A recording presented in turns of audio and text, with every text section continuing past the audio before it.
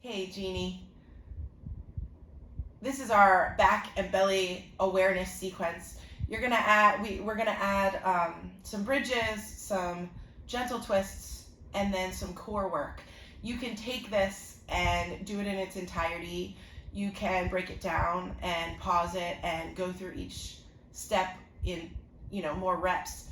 You can just watch it to refresh your memory, or just kind of test out that back belly connection skill. You may feel a lot of the Pilates experience that you have working in this, and it's all about what we talked about, tucking the tail, lifting that stomach up, and we're practicing that awareness on our backs. So you can go ahead and come down onto your back. Knees are bent. You're building your bridge. The knees are in a straight line with the hips, knees over the ankles, toes pointing straight forward. So imagining, and you may even want to not just imagine, but put a block between your knees for some stability, just to give the outer and inner thighs some even work. If you don't feel that, just imagining that block is there. Palms are face down on the floor. You're pressing straight down through the shoulders.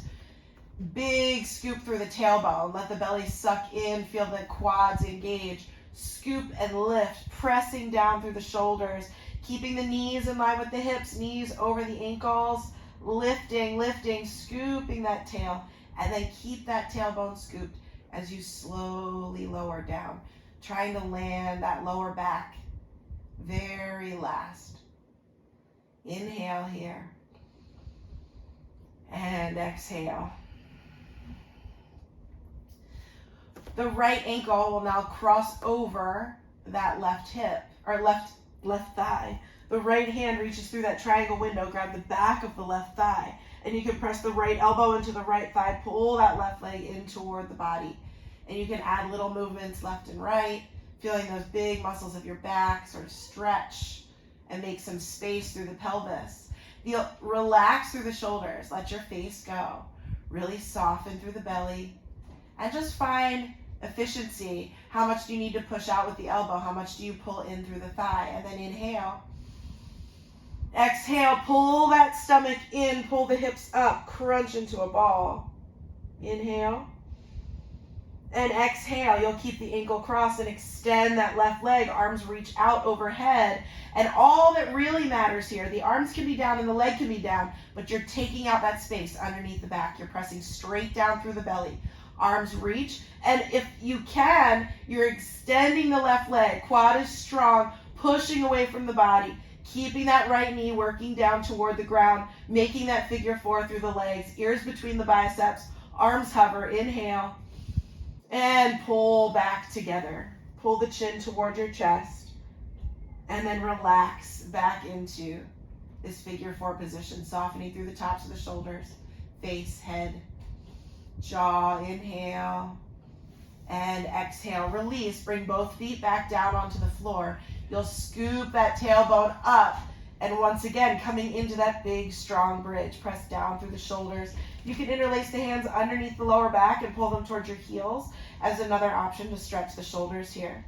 Arms reach out, scoop, lift, slowly lower back down, keeping those knees in line with the hips. Your hips and butt are the last things to touch. And now we'll switch sides. Left ankle crosses over that right thigh. You'll bring that left hand through the triangle, grab the back of the right leg, press the elbow into the thigh. You can pull the right thigh in toward the body. If you're looking for more stretch, rather than adjusting by curling the head up or pulling the shoulders towards the ears, you will use that tailbone and the belly to lift. And I'm curling my hips up, pressing away with my elbow, and my shoulders pulled down and away from the ears. So I increased the stretch in my lower body, but I softened through the top all at the same time. Inhale and exhale. Inhale and exhale, bringing yourself into that ball. Curl up, lift the tailbone, tuck the chin, and then breathe your way out. Extend that right leg, arms reach up overhead, reaching through the fingertips. Keep the ears between the biceps. Really press down through that lower back. That is the first thing you need to be paying attention to. If you lose that connection, just come back together. And you can start over, or you can take a break. And since this is just a tutorial, you can decide how long you hold it on each side, but this is the reminder of the sequence, and then you're able to use this in pieces or in its entirety. Bring the feet back down to the ground, palms to the floor, scoop the hips up, lift back into that bridge. This time arms reach up, big long reach, inhale. Exhale, start to bring the hands down, scoop the hips, and keep those hips and hands lowering at the same time. Let them both land together.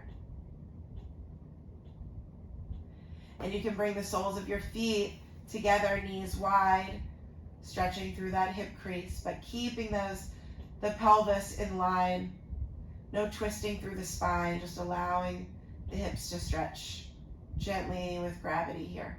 Inhale and exhale.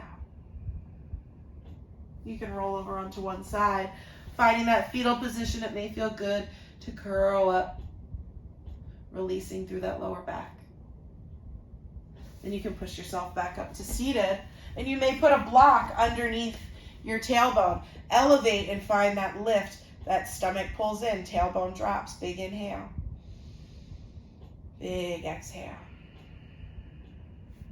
Hands to the center of your chest. It's been my honor and my privilege. Thank you.